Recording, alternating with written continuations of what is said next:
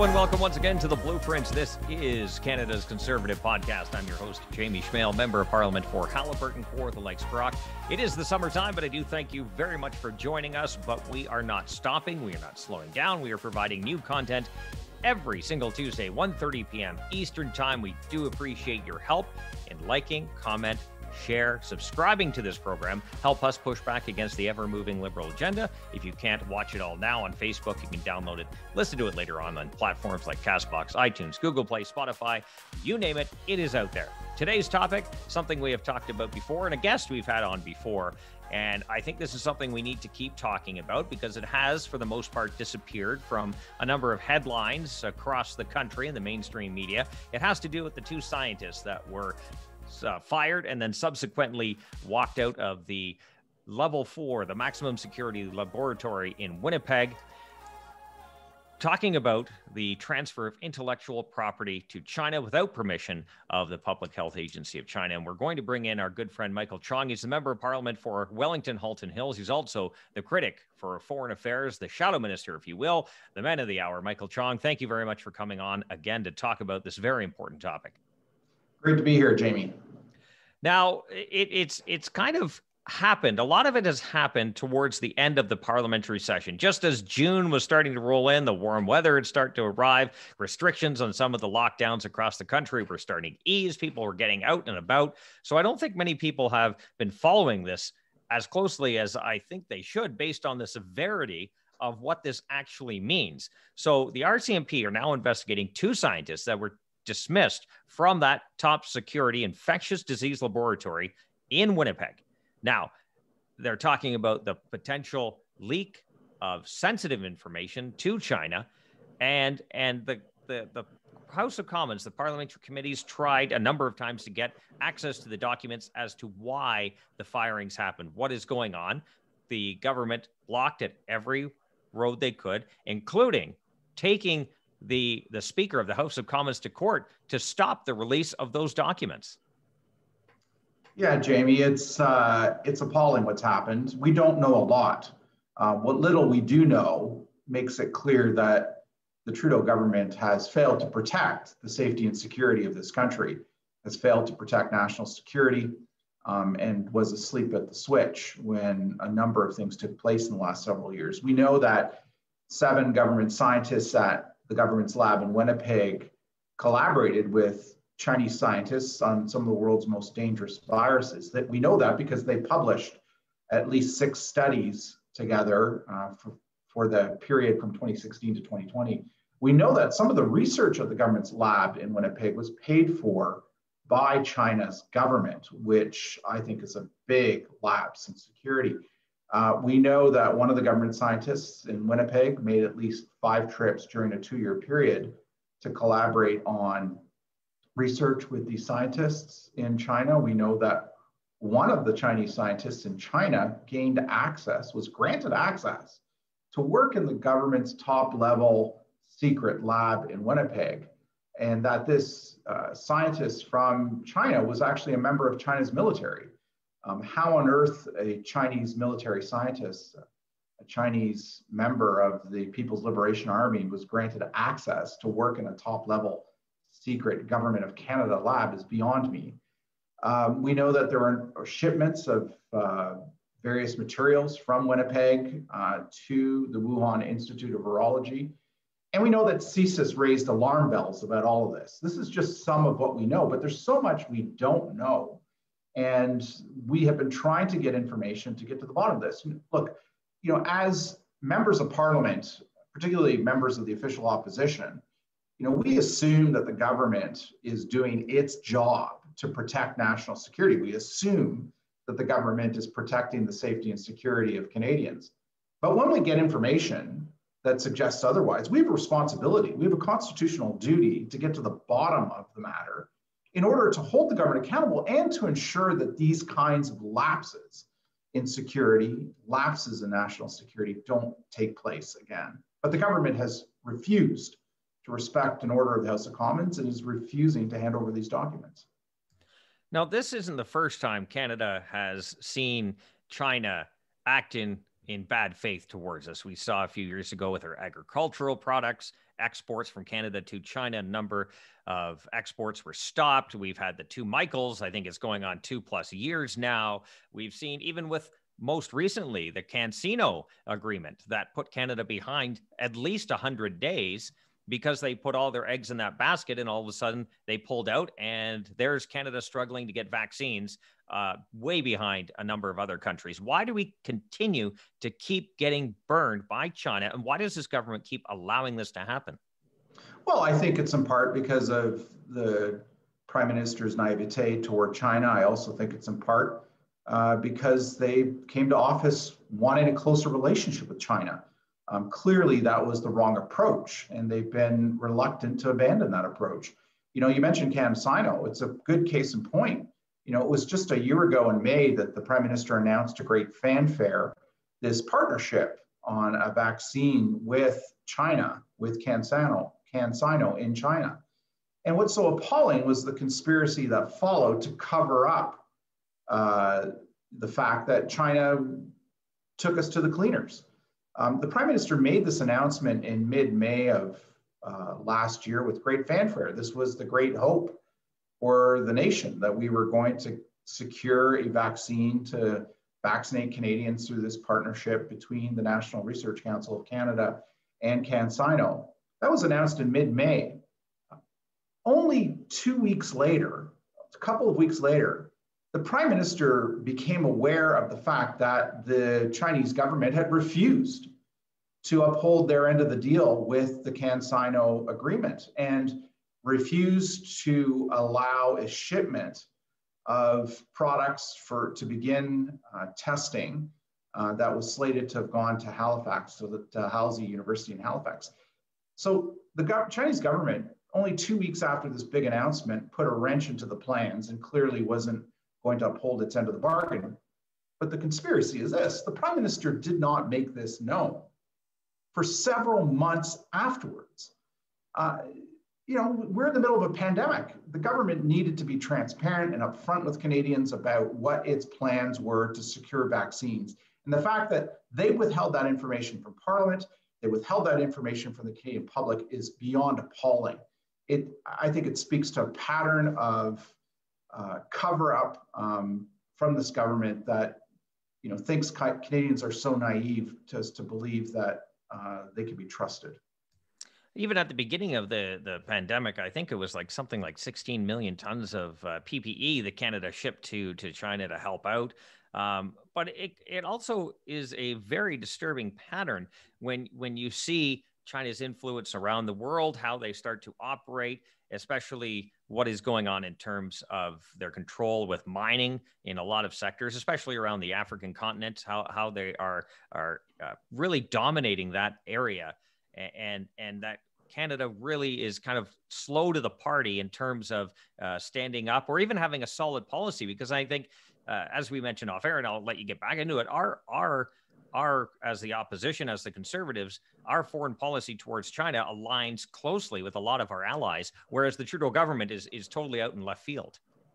Well, I agree entirely. The Trudeau government has been slow to react to the threat that China is posing to Canadians, posing to this country. Other countries have been much quicker in reacting to the threats from China. I just think of, for example, Australia. Australia had a much closer relationship with China than Canada ever did. Australia is much more reliant on exports to China than Canada ever was. Yet Australia woke up to these threats early on and has taken a strong, hard line against these threats. In fact, it was just recently that the Australian government announced it was canceling 2 Belt and Road initiatives between Australia and the People's Republic of China in response to these threats. The European Union similarly has been much quicker to react to these threats. After China sanctioned a number of European parliamentarians, the European Parliament took swift action and suspended a landmark, a key agreement between the European Union and the People's Republic of China. It was an agreement that had been struck late last year to great fanfare, an agreement on investment between the European Union and China. Well, the European Union was quick to react to these sanctions earlier this year and suspended the agreement in a big blow to China's president, President Xi.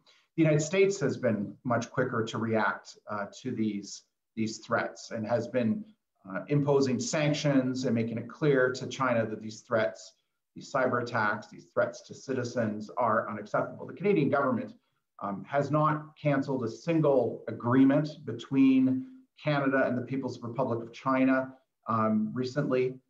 They have not put in place strong measures to counter these threats, and they're unilaterally alone in many cases. We haven't joined the American administration in not participating in the China-led Asian Infrastructure Investment Bank.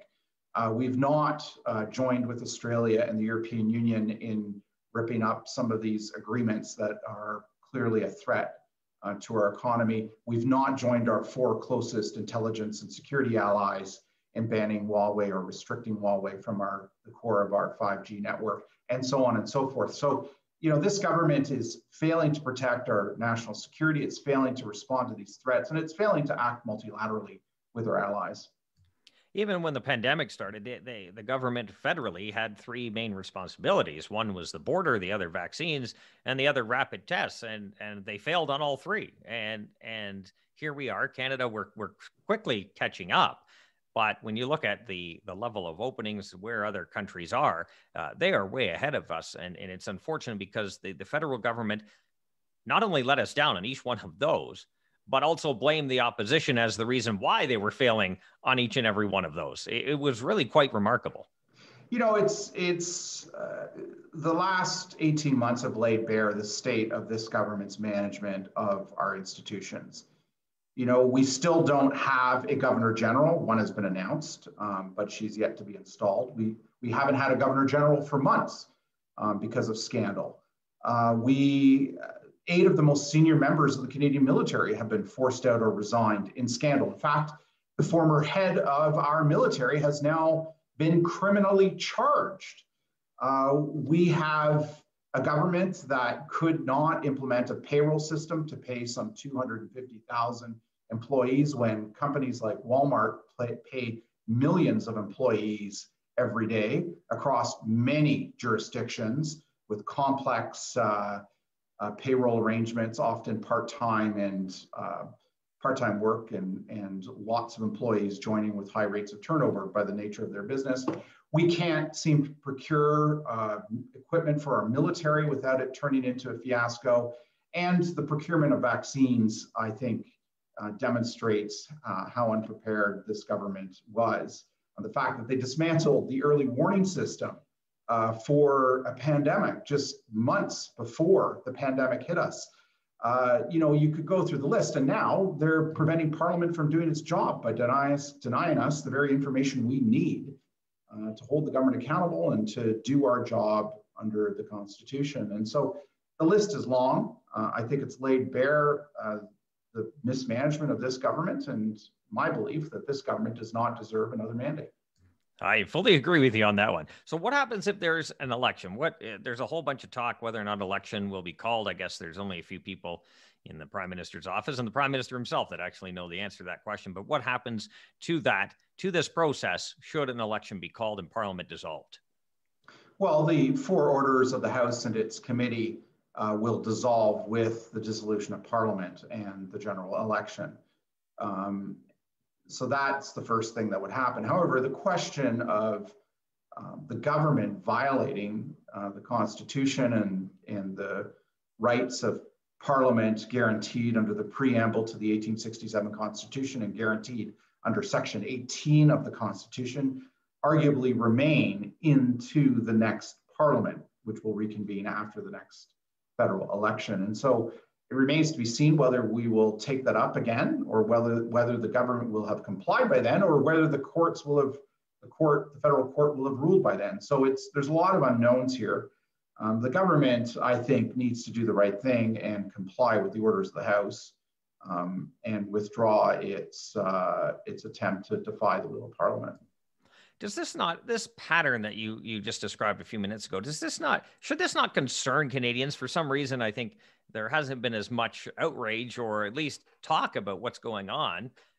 Even at the beginning of the pandemic, we saw the Liberals bring in a piece of legislation that would have given them extreme power, the complete control to tax and spend wherever and whenever they wanted on whatever they wanted up until 2022. We've seen them try to change the rules of the House of Commons in the last Parliament and in this Parliament. And we've seen the Internet Censorship Bill, Bill C-10, which would regulate the content that an individual can see on the Internet. This is a pattern of deep concern, I think, to every Canadian. And it's a path that I'm not sure many want to take. Yeah, I think all these events together point to a pattern of a profound lack of belief by the Trudeau Liberals in democracy, a profound lack of belief in our parliamentary system of government. You know, the most egregious example of this is one you just mentioned, which is that the government attempted to introduce legislation at the beginning of the pandemic that would have suspended Parliament's right to approve spending and taxation for some 20 months. The original legislation that they proposed would have given the Prime Minister the unfettered right to spend and tax as he saw fit himself till the end of this calendar year, till the end of 2021. The fact that they even thought this was remotely appropriate to introduce this legislation, I think, demonstrates their view of Parliament, that it's an afterthought, that it is a consultative body, but not one that actually makes decisions, not one that they are accountable to, not one that they have to abide by. And the recent example where they are thumbing their nose at another federal law, the Implementation Act, when they say they don't have to immediately implement a recent bill that was adopted by the House of Commons and Senate with respect to capital gains taxes on the transfer of small businesses, is another example of this. And you know, they are seriously undermining not only the rule of law when they thumb their nose at this recent legislation that was passed by Parliament, they are also undermining the other fundamental principle that our society is based on, which is a belief in democratic institutions, a belief in Parliament. And in the long run, few things matter more than those essential principles. I forgot who wrote this, but I remember someone saying, you know, the unfortunate part of Liberals in government is that Liberals will always liberal. And it just seems a disturbing pattern, especially in 2015, where Justin Trudeau was, you know, kind of the knight in shining armor riding into Ottawa. I'm going to clean up this mess. And then he only tightened control from the PMO and basically pushed Parliament, its committees, the will to the side, and the pretty much the government itself is being run out of that Prime Minister's office. Just a few people making decisions for everybody. Yeah, this is a government that promised to do things differently when it came to power in 2015 and quickly did the opposite. You know, this is a government that promised to introduce electoral reform. We all remember the promise that the 2015 election would be the last election run on the first past the post system. Well, they abandoned that promise. They promised to respect Parliament. Well, one of the first things they did was to break the law. And it's something that went underreported at the time. The Reform Act had just been passed in the previous Parliament in June of 2015. The Prime Minister and his senior ministers knew full well what that act did and what it said. It came into effect right after the 2015 election. It required the Liberal caucus to vote 4 times at its first caucus meeting. But the Prime Minister and the government House Leader actively counseled Liberal members of Parliament to break the law and to disregard the requirement to vote.